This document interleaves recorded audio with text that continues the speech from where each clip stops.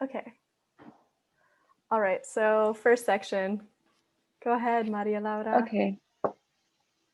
Hi, everyone. Again, my name is Maria Laura, D4. So in the first session, we're going to focus on a few things, mostly basic stuff, introduction to vocabulary and grammar. And the first thing that we're going to get started with is pronunciation rules and basic dental terminology. So I know this can be a little bit overwhelming, but just try to stay in the game a little bit, and then after the session, like review on your own. And so the first thing we're going to go over is the Spanish alphabet. So letter A is A, letter B is B, letter C is C, letter D is D, letter E is sorry. F is F, G is G, H is H, I is E, which is that's like our E.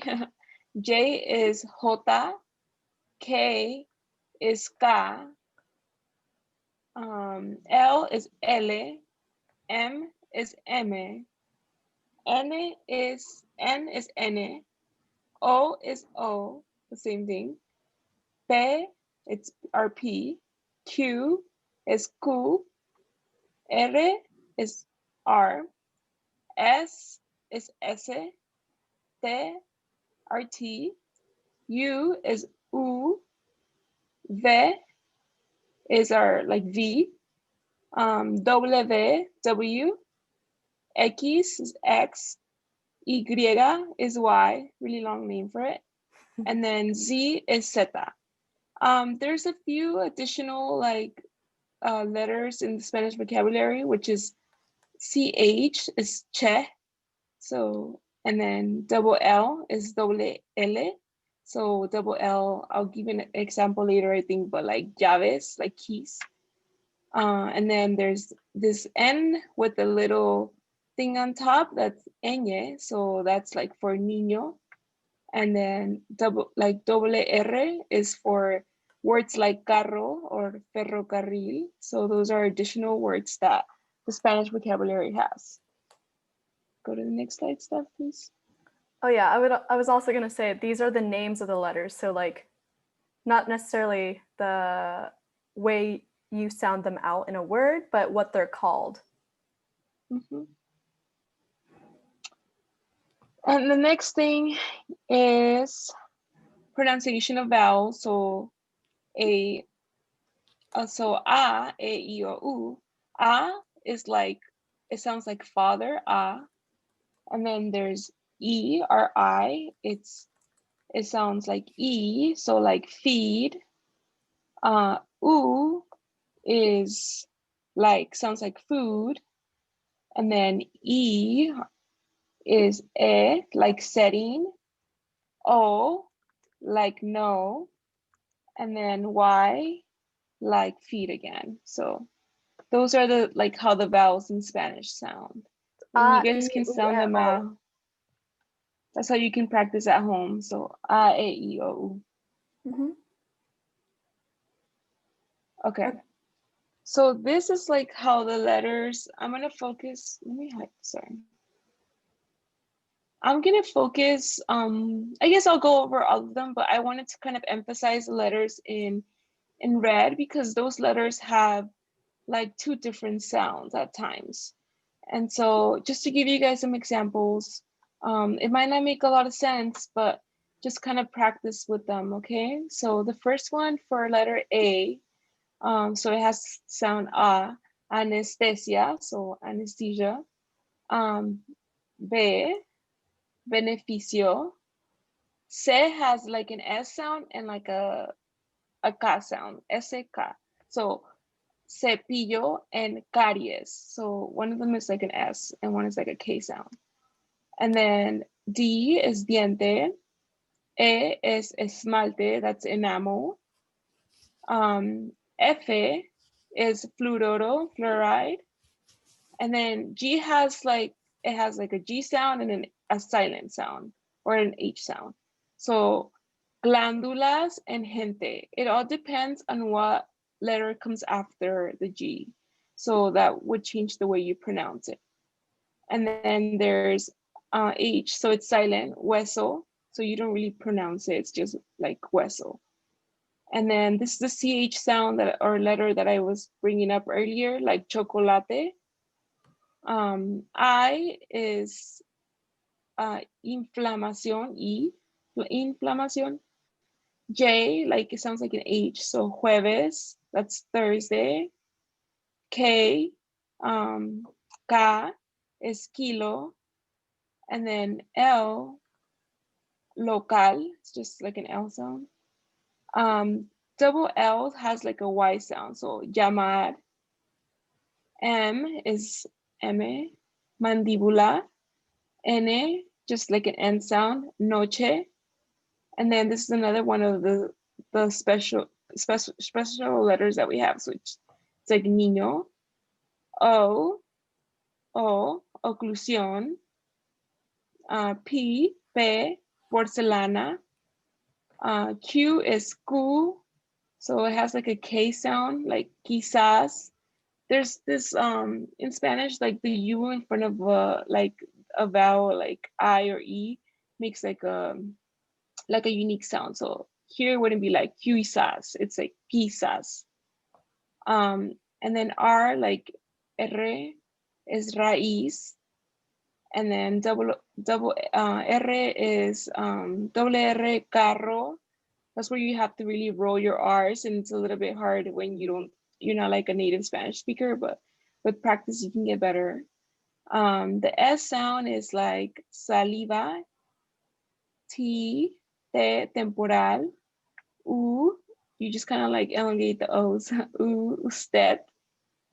V, like viernes. So V and B have a very similar sound in Spanish. So a lot of times how we differentiate how to spell the words, it's like you give examples of a word. So like viernes, the V is also for vaca, so like a cow. Usually people will say, oh, it's V de vaca, to tell the difference between a B and a V. And then W, so W, like Wi-Fi, Wi-Fi. X, so X is like, it sounds like two different things. It's like an H sound and an S sound. So like serostomia is in Spanish is just serostomia. And then Mexico, you wouldn't say I mean, in English we do say like Mexico, right? But in Spanish you don't say like Mexico, you say Mexico, so it has like an H sound. And then E, for Y, that's how it signs, so like hoy. And then Z is like an S sound, so like zapato. Yeah, one thing to note with these is almost all the sounds are going to be very similar to English. It's the red ones that we highlighted that you'll need to kind of keep note of when you're trying to read Spanish. So that if that helps narrow it down for you guys that need to do some self-study. Okay, so in Spanish, we use a lot of acentos. So an accent basically is just to put an emphasis on a syllable.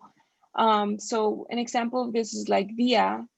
So you pronounce it dia, na, dia. So it's kind of like in English when we say like desert, like a desert versus dessert, right?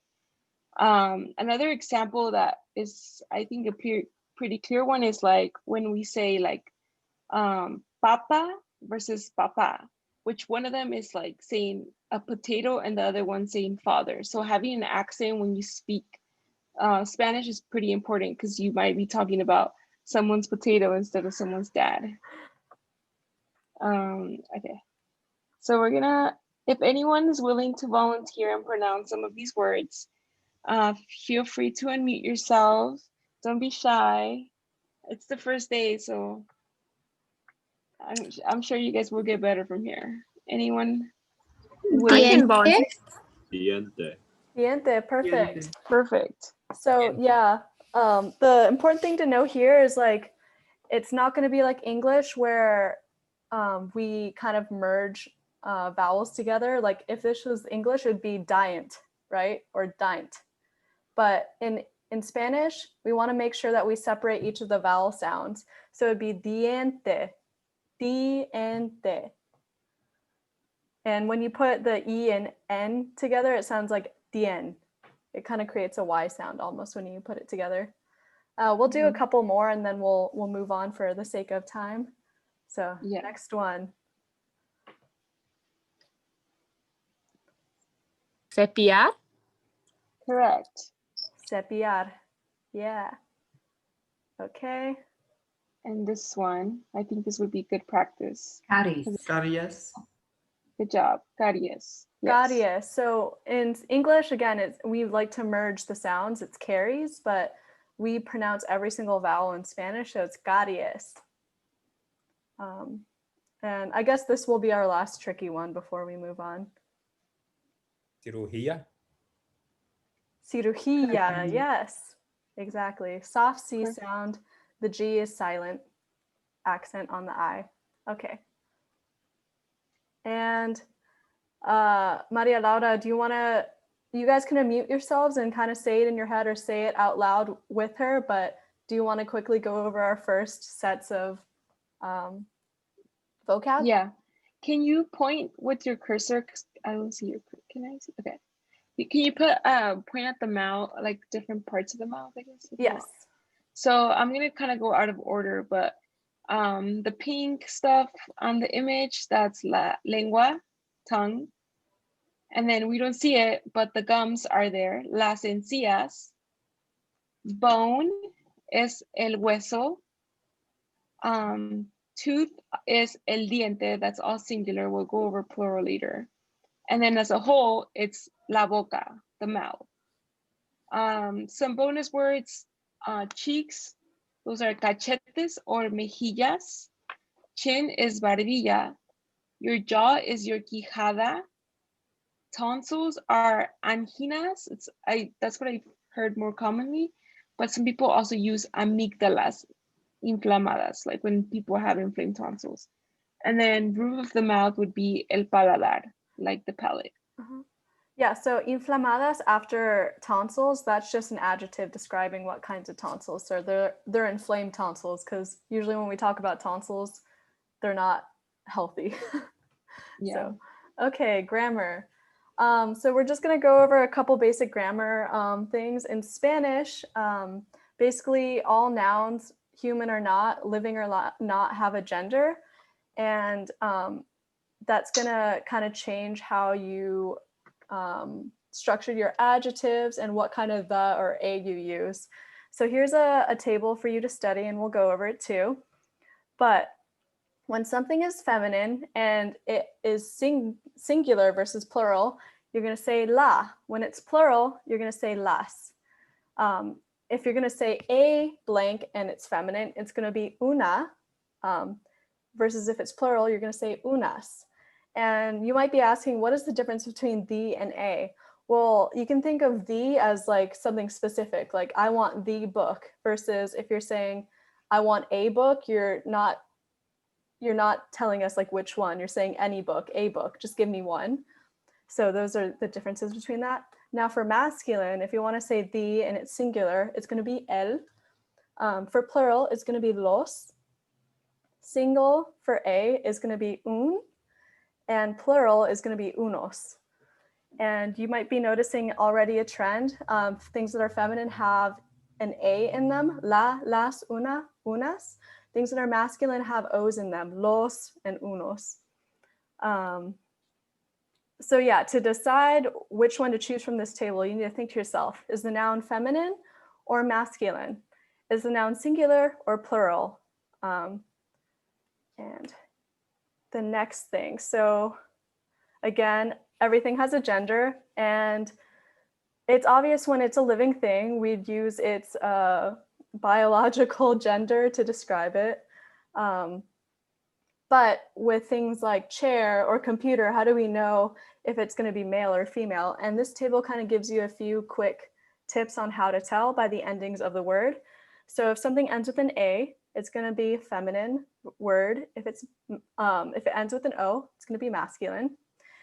If it ends with ION, like a sion sound, that's going to be feminine. If it ends with ma, it's going to be masculine, which gets a little confusing because we said things with an A ending are feminine, but no, if it has an MA, it's probably masculine. And things that end with a D are feminine. Things that end with an E are masculine. So that's just a quick tip. The most common ones I would say are the A and ION for feminine and the O for masculine. And everything else you kind of just have to learn as you go. And we do a good job of making sure that we put la or el in front of the words so that you know automatically if they're feminine or masculine. Now that we know the gender, how do we make things plural in Spanish? So it's similar to English. You kind of want to add an S. One of the grammar rules of Spanish, though, is if you have a word ending in a consonant, you don't put an S directly after it. You're going to add an ES. So take the word song, which is canción. You wouldn't say canciones. That's not plural songs. That it would be canciones. Versus if it ends with a vowel already, you can just simply add the S. Okay, my, your, our. So we went over how to say the, a, and so on. But what if you want to talk about things that belong to you or someone else? And you might be thinking, that's what we'd use when you ask the patient, like, did you floss your teeth? Or I brushed my teeth yesterday? But funny enough, in Spanish, body parts are not something that you use my, your, our with. You talk about it as if it was a detached object. You say like the arm, a arm. That's how you talk about your own body parts. And that also follows along with abstract thoughts and obvious things the speaker possesses, like their own shirt that they're currently wearing. You just say la camisa. You don't say mi camisa necessarily. So yeah, we just wanted to cover that really quickly. So if you see us talking about someone's teeth, but not saying it's their teeth and just saying the teeth, that's why. But if you wanted to know how to say me, or if you wanted to know how to say my, your, and our, we put a table at the bottom just for your reference. So now we're going to practice these concepts we just learned really quick. So we know tooth is el diente. So then now how would we go about saying the teeth, plural? So tooth is el diente. Now how do we say the teeth? And does anyone want to unmute and maybe answer this and think about it for a second with us? Dientes. Los dientes, correct. So you kind of need to think, is tooth female or male? Well, we put el in front of it, so it's obvious to us that it is male. And diente, tooth, is singular. So now that we want to change it to plural, we know we either need to add an S, or if there's no vowel at the end, we need to add an ES. Luckily, diente has an E at the end, so we just kind of add on the S and it becomes los dientes. And there's kind of cheat little tables at the bottom if these are concepts that are new to you at all. Okay, Maria Laura. Okay, so now we're going to go over like los números, numbers, dates, and time, fecha y hora. So I don't want to go over every single thing, every single one of these, because it's going to just be like me talking at you guys.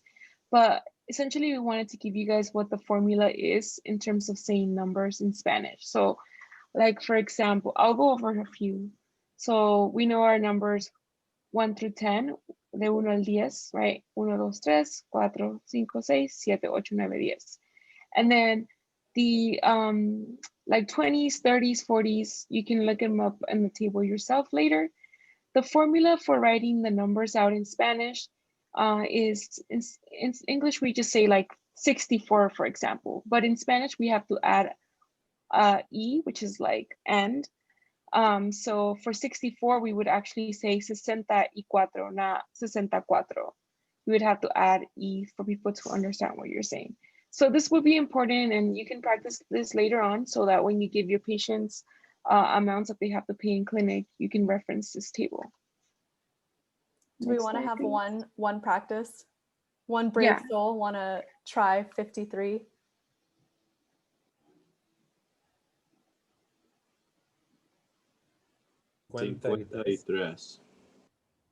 Yes, 53. And when you kind of like say it fast enough, the E kind of merges. So it sounds like 63. Yeah. Instead of 63. But good. And then one Or other thing is, 50, excuse me. Sorry, I meant 50. yeah. Another thing is like when you go into like 60 and 70, they sound very similar. So like 60, 60, 70 is 70. So people can get very easily confused. So you got to make sure that your pronunciation is kind of on point there. Because they, yeah. So And I guess one note too, because if you're talking about payment, for example, sometimes our payments are very expensive and you go over 100. With 100 specifically, 100 is 100, but when you go above 100 and you want to add more numbers, ciento is what you use, like 102, 102. Just small notes, but this is to get you guys started. Yeah, and then I guess as an aside, once you go over 100, the E is kind of thrown out. I think like 130, you wouldn't say like 130, you say 130. So that's a little tricky and different than what I just initially said. But just kind of be aware of that. How to say In more than terms 100? Like if I want to say 500, how do you say it? 500. So after, it's kind of like when you go into 20, 30, 40, 50, each of the hundreds has its own name, but I mean, that's just kind of like another table to memorize. The nice thing is though, they all kind of have similar sounds in terms of like cuatro has C's a lot of the time. Cuatro, 14, 40. They're all kind of like quad type of things following the Latin word for it. So I know they're like all slightly different and it might be just a lot just to even learn numbers, but there's like little tricks that it gets a little bit better. And luckily with like talking with patients about cost, you'll be on the phone with them. So you can kind of look up a table really quickly or even Google Translate that. This is just kind of like the quick and dirty basics. Okay, now the date, la fecha, right? So the formula in Spanish, you would put basically the day and then of what month it is, right? So el día de el mes. So example is the 13th of October. In Spanish, you would say el 13 de octubre. I think one of the biggest differences is just that we mentioned the date first before the month. Usually, I think in English we say like October 21st or whatever. So just be aware that the day goes before the actual month. So if anyone can maybe like say their birthday in Spanish, using this formula, unmute yourselves, please. You can use a table. Okay. De enero. Perfect. All right. Yeah, so, and note how I put the 13th of October, not the 13th. It's because there's a difference between saying the actual number versus like first, second, third, 13th. That's like a different type of thing. So you want to say the number, not like the first type, if that makes sense for you. For people that really love grammar, it's called like ordinal numbers versus like, I can't remember the name of the other thing, but I made it purposely the 13th of October, not the 13th. The one exception to this is the first of the month. You wouldn't say el uno de octubre. You wouldn't say the 1 of October. You would say the 1st of October. And first in Spanish is primero. So that's the one exception. Okay, now the time, so when you're communicating when the appointments are. So the formula, you would say la cita es, the appointment is at, and then you say the hour, and then you say en, so y, the minute, and then what time of the day it is. So is it either morning or afternoon? So something like the appointment, if the appointment's at 1:30 in the afternoon, it translates to la cita es a la 1:30 de la tarde.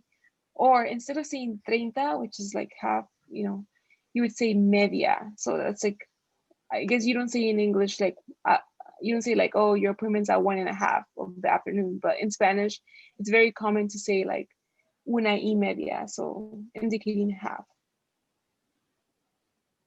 So right now it's 6:26. Can anyone say what time it is in Spanish right now?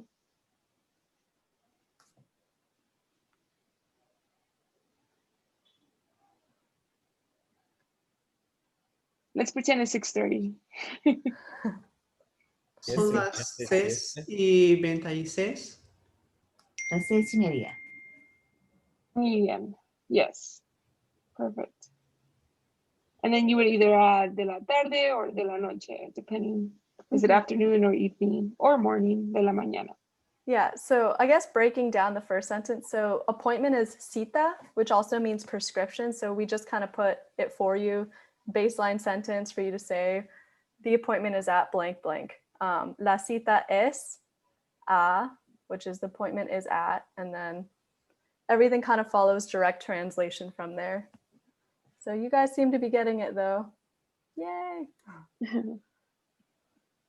Okay, so a little bit more on dates and numbers. So I'm just gonna go quickly over this table with the days. So Monday is lunes, Tuesday is martes, Wednesday is miércoles, Thursday is jueves, Friday is viernes, Saturday is sábado, Sunday is domingo. So this is just a table for you to keep tabs on. And then on the right-hand side, we have versus basically the first, second, third. So like Stephanie had said, the first of the month, primero, and then second es segundo, tercero, cuarto, and so on. Some like common words that you should know in terms of communicating with patients. It's like when you say when, it's cuando. Day, we mentioned before, is el día. Month is el mes. Date is la fecha. Hour is la hora. Today, so as in today, it's hoy. Yesterday is ayer. Tomorrow is mañana. And there's some more words at the bottom that you can look at on your own time. They're not as heavy hitter. These are definitely the heavy hitters. Yeah. Okay. Verb conjugation. Maria Laura, I think I'm taking this part, right? Yeah. Yeah. Okay. So we went over a bunch. So now we're going to go over into basic how to conjugate verbs in Spanish. So verbs in Spanish are kind of categorized by their dictionary verb endings. So what I mean by dictionary verb is, let's take an English word like run. If you were to try to look up run in a dictionary, you wouldn't find running, you wouldn't find ran, you would find the most basic form of the verb to run. And that's kind of what we mean here by dictionary. So it's an unconjugated verb. It's not past tense, it's not future tense, it's not any of that. So it's the most basic version of the word. There's 3 verb endings in Spanish. They are AR, like hablar, ER, like beber, and IR, like vivir. AR verbs are very nice. They're always normal, follow all the rules. ER and IR are where it gets a little bit more tricky. We won't focus as much on the tricky verbs, and we'll try and reinforce your learning on basic verbs and the rules. So yeah, I already talked about what the dictionary form is. Okay, so if we're doing present tense, there's a basic formula. Basically what you're going to do is you're going to take your dictionary verb, which is also known as an infinitive verb. You're going to take hablar. You're going to remove its AR ending. Remember, all verbs have AR, ER, IR ending. So you're going to chop off that ending to get the stem, and then you're just going to add the ending that belongs to the present tense. And as you can see, there are basically 5 tenses or 5 pronouns that we're going to talk about that you need to conjugate according to. There's the first person I or yo. There's a second person tú or you, an informal you. There's él, ella, usted, which is like him, her, or formal you. There's nosotros, nosotras, which is us or we. And there's ellos, ellas, ustedes, which is them, or like a group of like you all. One thing we want to note is we're going to be teaching you guys formal Spanish just because we want to make it a little bit simpler for you. And because you're talking with patients, it just kind of adds another layer of respect. So we're going to try and teach you more of the formal Spanish. So following our kind of formula for how to conjugate for present tense, we minus the AR from hablar, and now we got hablo, and we add O to get yo hablo. And go ahead and say this with me for reinforcement with your mics muted. Tú hablas, él, ella, usted habla, nosotros y nosotras hablamos, ellos, ellas, ustedes hablan. And at the end of this, we'll have a table as kind of like a quick way to study the endings, because it's really just the endings that you'll need to memorize. Ooh, it looks like this slide was added early. Okay. Oh, another note for you guys. So él, ella, usted, like I said, it's him, her, and you formal, but you can also use this form to talk about objects. So if you're talking about like a finger or a computer that is doing something, this is the third person tense that you would use, él, ella, usted. And don't even worry about vosotros, vosotras, because that's Spain Spanish and we don't talk about that. Oh, hold on 1 second.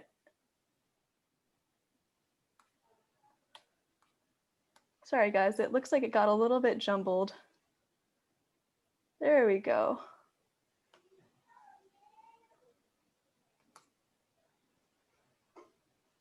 All right, I'm gonna start screen sharing again. Okay, so we just talked about AR verbs. The same is going to follow for our ER verbs. So now we have beber, which is to drink. So we take off ER, we get beb. And if you kind of flip back and forth between the AR and EI verbs, AR and ER verbs, you'll notice that yo has the same O ending, but now notice AR verbs all have like A endings, like hablas, habla, hablamos, hablan, but the ER verbs have E endings, bebes, bebe, bebemos, beben. So now we'll go through and say it together. So yo bebo, tú bebes, él, ella, usted bebe, nosotros, nosotras bebemos, y ellos, ellas, ustedes beben. And then moving on to the IR verbs, it's good to notice trends. So we flip back and forth between the ER and IR, and you can kind of notice that ER and IR have almost exactly the same ending. The only difference is nosotros and nosotras, which is vivimos instead of vivemos, which is what it would be if it was an ER verb. So we have bebemos and vivimos. So now let's go through all the conjugations. So it's yo vivo, tú vives, él, ella, usted vive, nosotros y nosotras vivimos, and ellos, ellas, ustedes viven. And here's the table that we promised where it kind of summarizes and puts together for you guys who are visual learners what all these different endings look like in the different verb endings. So AR, you can see it's o, as, a, amos, an. ER is o, es, hemos, or e, hemos, en, and IR is o, es, e, imos, en. So again, pointing out the differences, AR has a lot of A endings. ER has a lot of E endings. IR is the same as ER, except in the nosotros, nosotras form, where it has an I ending. So we'll do one little example for whoever wants to be brave and try this. So if you were gonna do nosotros and you were gonna conjugate usar into the present tense, what would that look like? Usamos. Usamos, okay. That was quick. That was great. We'll do another one then. Who wants to do the yo and comer, which is to eat? ¿Cómo? Yo como. Okay, yeah, perfect. You guys are doing great. So hopefully this little table would be a great thing for you to kind of just keep in your pocket for whenever you need to practice conjugations. But yeah, we'll move on to the past tense. So again, it's the same type of rule. You're gonna chop off the AR, ER, IR ending, and then you're gonna add on the ending that's appropriate for the pronoun for the past tense that we're trying to do. So let's just go through it. So you can mute your mic and practice with me. So it's yo hablé, and note that there's an accent on the E. It's hablé versus hable. Tú hablaste, él, ella, usted habló versus hablo. Because remember, hablo would be the yo present tense. Yo hablo, él habló in the past tense. Nosotros, nosotras hablamos. Ellos, ellas, ustedes hablaron. Okay, the next one. So it's going to be yo bebí with a accent on the I. Tú bebiste. Él, ella, usted bebió. Nosotros, nosotras bebimos. Y ellos, ellas, ustedes bebieron. And I know the I-E-R-O-N sounds kind of weird because it sounds like there's a Y instead, but it's bebieron when you say it fast enough. And lastly, let's go over the IR past tense. So it's yo viví, tú viviste, él, ella, usted vivió, nosotros, nosotras vivimos, y ellos, ellas, ustedes vivieron. And if we look at the table again, we can compare. The past tense is a little bit weirder, so maybe there's less A endings for the AR, but it's still kind of there. So we have an O, aste, amos, aron. For ER, we have I, iste, yo, imos, yeron. And then IR is the exact same as the ER, so that kind of makes it nice. Now, using this table, we're going to have a couple of you try again with conjugating the first two. So someone want to try yo and llamar?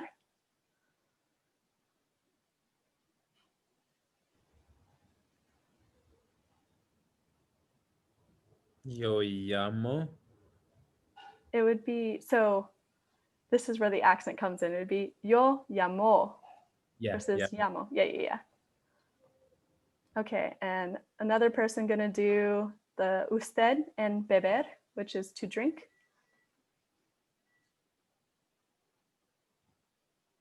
In the AR row, are O and E switched? Let me see. Did I accidentally switch that? Oops, you are right. Sorry about that, guys. Whoops. Let me change that right now for you before we send this out to you guys. Oops.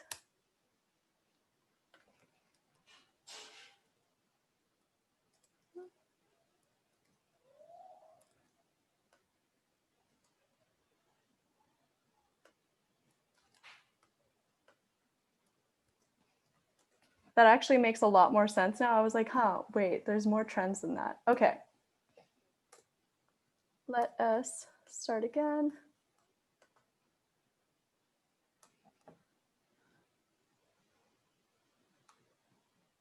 Yeah, okay. Oops. That ignore the F. Hold on 1 second, guys. Sorry. Okay. That came from me trying to full screen it. Okay. So that actually makes it better for you guys because the el ella usted has O in it, if that helps at all. So usted and beber, if anyone wants to take on that conjugation.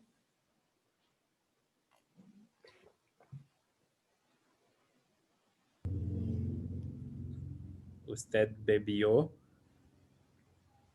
Yeah, perfect. Usted bebió. All right. And then just going back to the previous example, it's yo llamé instead of the O. Sorry, guys. Yeah, el eo usted would be yo llamo. I was questioning my Spanish. I'm like, wait, that Yeah, doesn't wait, sound for right. me too for a second. I was like, no, good catch. Okay. Good catch. But well, mistakes happen. Okay, so some of you are obviously very good at conjugating already. And for us beginners or our beginners, sometimes it's nice to have a hack that gets you out of learning to conjugate. Because it's hard enough sometimes learning just like the actual dictionary form of the verbs, and now conjugating it, and now you need to learn the endings. So we kind of have this nice sentence form for you that will eliminate a lot of the conjugating that you'll need to do. And we call it the ir, a, and then you add a dictionary verb. So we taught you just now, we quickly went through past and present conjugations. Now we're teaching you a hack. And this hack can be used a lot for things that you're about to do or going to do in the future. So there's a future tense in Spanish, but this can kind of get you out of having to use that. So ir itself, the IR, means to go or going to. So like, I am going to do something. And you can combine it with other verbs in their dictionary form to create a lot of sentences for the future. I want to note that a lot of the times when you have two verbs that are working together to create a phrase in a sentence, like going to do, those are two verbs. Going is one verb, do is another verb. Most often you're going to conjugate the first verb. So in this case, you're going to conjugate the ir, and the second verb that you use, or the dictionary verb, will be left alone. It won't be conjugated. So now, because of that, you can memorize the conjugations for ir and get out of memorizing the conjugations for another verb, which is especially nice with like those complicated verbs that don't like to follow the rules. So yeah, let's go on to how we'd use this. So ir, a plus dictionary verb. And like I said, you're only going to conjugate ir, the first verb. And it'll create sentences like I'm going to or we are going to. So I want to note that ir is conjugated to voy when it's the first person yo that's going to do something, like I am going to do something. And vamos is the we or nosotros form of ir. So when you're going to say we're going to. So here are your two formulas.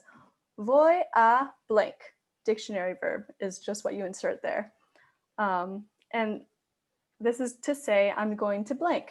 So you can, for example, use that for I'm going to place a bridge today, or I'm going to do an extraction today. Voy a poner un puente. And in this case, poner is our ER unconjugated dictionary verb, and it means to put or to place.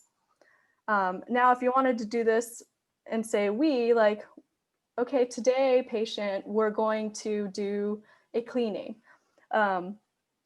You can use the vamos a and dictionary verb. So for example, if you instead want to say today we're going to place a bridge, vamos a poner un puente. So again, poner is the unconjugated dictionary verb, and vamos is the only thing that we've conjugated. So hopefully that is a nice hack. You just need to know voy for I and vamos for we. And now, Maria Laura, this is commands for you. Okay, so we're gonna go over commands. So this conjugation basically is when you want to tell the patient, like, don't move, please don't move, please don't open your mouth. So we're gonna focus on the formal conjugations because in Spanish, like, I guess using the form usted is more common when you don't really know the person, and that's like out of respect. So on the next slide, we're gonna go over the formal commands with the AR verbs. So Stephanie talked about AR verbs, IR and ER. So with AR, for example, hablar, we're gonna break it up, and using that root word a, like habla, you're gonna say for usted, if it's a positive command, you're gonna be hable, so speak. And then for nosotros, a positive command would be hablemos, like let's talk. A negative command would be like don't speak, basically, so no hable. Or if it's together, like no hablemos. Mm-hmm. And so it's nice because it gets a little bit more complicated with the tu, informal you. This is very simple because you just add a no before your negative command if you don't want someone to do something. I did want to note one thing. We talked a lot in the past and present tense that AR verbs have A endings. Notice here in formal commands that it's switched. So you see E endings with the AR verbs. So that's just like things tend to follow like the sound. AR has A, ER has E, IR just kind of copies E. With formal commands, it's just the opposite. And this is the only one we're going to teach you that's the opposite. And then the next one is ER verbs. So again, the positive commands for usted would be beba. For nosotros, it would be bebamos. Negative command, again, adding the no in front of it would be no, usted is no beba. And then nosotros is no bebamos. And IR verbs for the positive command usted is viva, and nosotros is vivamos. Negative is no viva. And for nosotros, negative command is no vivamos. And this is another table that we put together where it kind of breaks down things for you guys, and it can be a good thing to have on the side for you. So if I can get someone to conjugate the first one for us, using nosotros, limpiar, meaning to clean. Please unmute yourselves if you're willing to try it out. These are positive commands, by the way, not negative.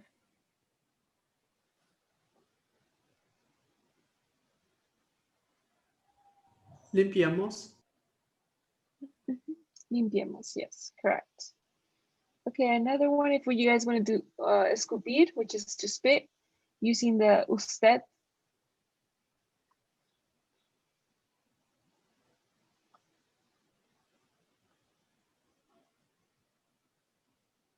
Okay, I'll do it. So escupir usted would be escupa. So the A is the ending here. Okay, next slide, Lisa. Okay. Okay, so you want to go over this or do you want to? Yeah, sure, because I think this is gonna cross into the irregular stuff. But we kind of created a cheat sheet table of some common words that you would use in clinic. This isn't like an exhaustive list, but these are the ones that we just came up with that would be very useful and very commonly used. And note that, remember we kept talking about how ER and IR verbs are irregular. Those are the ones in bold. There are a couple AR verbs that are irregular, and the only reason is that those are just kind of, some of them are spelling. They're irregular just because of spelling. Like, for example, sacar, with a C, we change it to QU, but it still makes the same sound. You guys don't need to memorize this. This is just kind of for your note. And the only reason I just wanted to point these guys out to you. So for the most part, ER and IR are going to be your irregular verbs, and we wanted to point out which ones are irregular. Another note is we're going to be sending out this PowerPoint tonight, as well as a PowerPoint with some flashcards that goes through every single conjugation we talked about today with each of these verbs. So it's kind of like a slide deck that you can use as flashcards to practice. So we keep talking about irregular verb conjugations. So what makes a verb irregular and how does it change? We will probably go over a little bit of irregular verbs later on in this series, just to kind of get you a little bit exposed to them. But basically there's two types of irregular verb, and they're most often ER or IR. They will either change the stem of the verb. Remember, that's the verb that has its ending removed. An example of this would be tener, which the stem would be ten, or that's what you would expect it to be. But in some conjugations, it has a stem change. So instead of it being ten with T-E-N, it's now tien with a T-I-E-N. So that's called a stem change.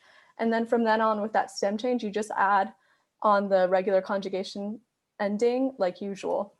Another type of irregular verb is a verb that changes just because when you try to conjugate it, now there's kind of like a spelling error or a spelling rule that's violated in Spanish. So conocer, we would have what we think would be conos. The thing is, like, you can't say conozco. That kind of changes the way the verb is. It's supposed to be a soft C, like conos. And so you need to change it to a Z to be conozco. And like I said, we won't be spending a super long amount of time talking about these just because we want to have you guys focus on more productive things and more fun things like dental Spanish and not grammar. So that's about it for today. So we know it was a lot, and we kind of just want to give you guys a little bit of what's coming up. We're going to go a little bit more over these things in the upcoming lectures, so don't worry if it seems very overwhelming. It takes some practice and years. But if anyone has any questions, I saw some questions on the chat. I think I answered most of them, but if anyone has any other pressing questions, feel free to unmute yourself. Also, again, for those of you that came a little bit late and didn't get to fill out the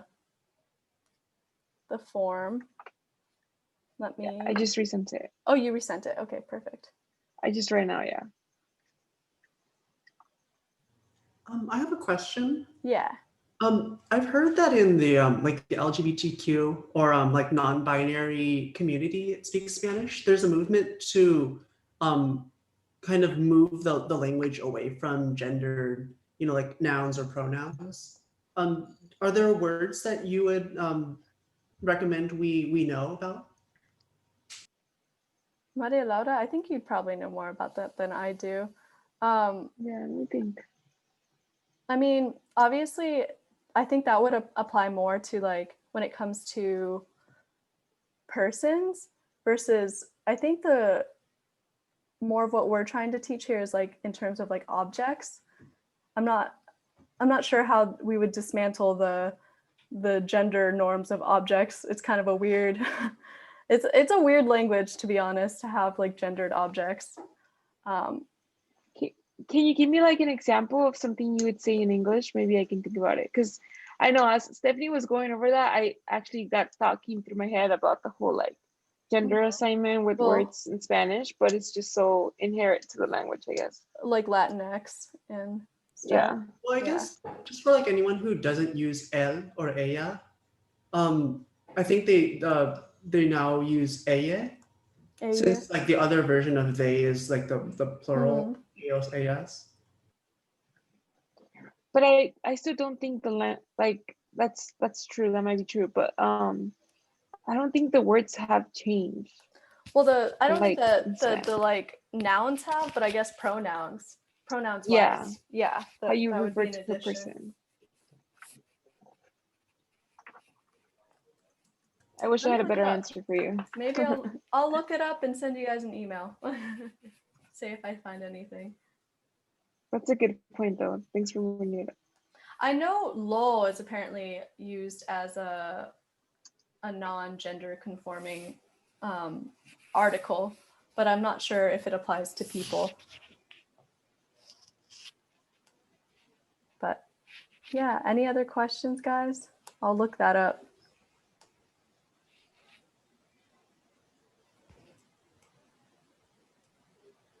All right, we'll stop the recording.